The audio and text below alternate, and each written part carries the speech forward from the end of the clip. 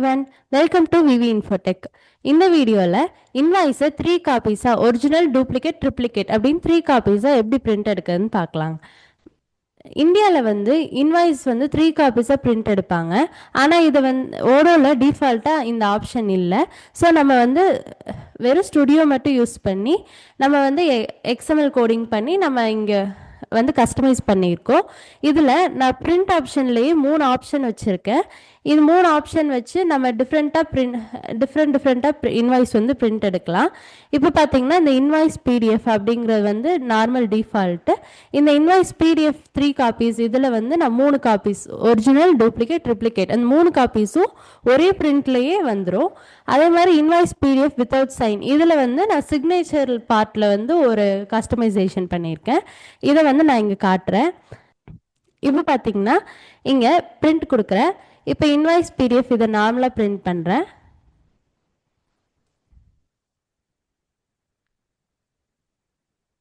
இந்த பிரிண்ட்ல பார்த்தீங்கன்னா இங்கே மேலே ஒரிஜினல் ஃபார் ரெசிபியன்ட் அப்படின்னு சொல்லி வரும்.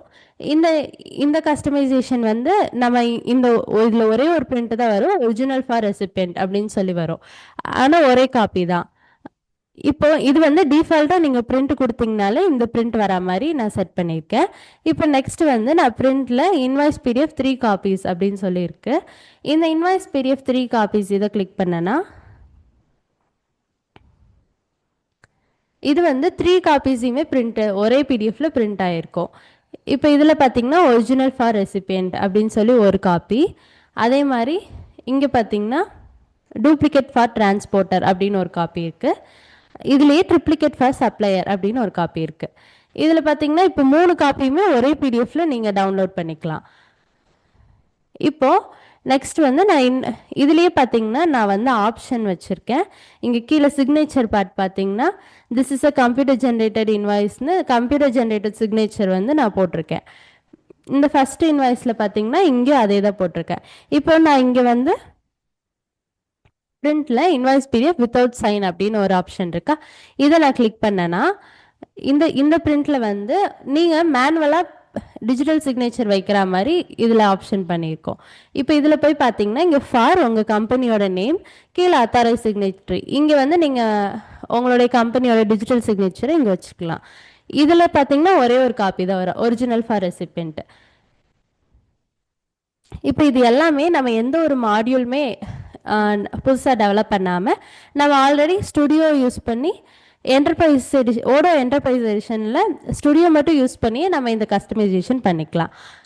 இந்த ஆப்ஷன் வந்து இந்த மாதிரி இப்போ இன்வாய்ஸ் பிடிஎஃப் 3 காப்பீஸை வந்து டிஃபால்ட்டாகவே யூஸ் பண்ணுறது கூட நம்ம இங்கே பண்ணிக்கலாம். இந்த நார்மலாக டிஃபால்ட் பிரிண்ட் கொடுத்தாலே 3 காப்பீஸ் பிரிண்ட் ஆகிற மாதிரியே நம்ம பண்ணிக்கலாம்.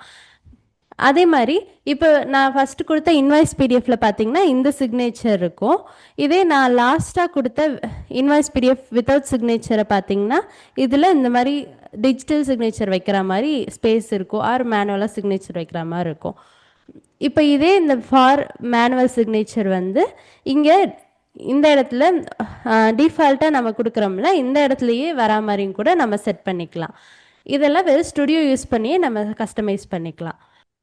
இந்த வீடியோ உங்களுக்கு யூஸ்ஃபுல்லாக இருந்துச்சுன்னா விவி இன்ஃபோடெக்கை சப்ஸ்கிரைப் பண்ணுங்கள், லைக் பண்ணுங்கள், ஷேர் பண்ணுங்கள். தேங்க்யூ ஃபார் வாட்சிங்.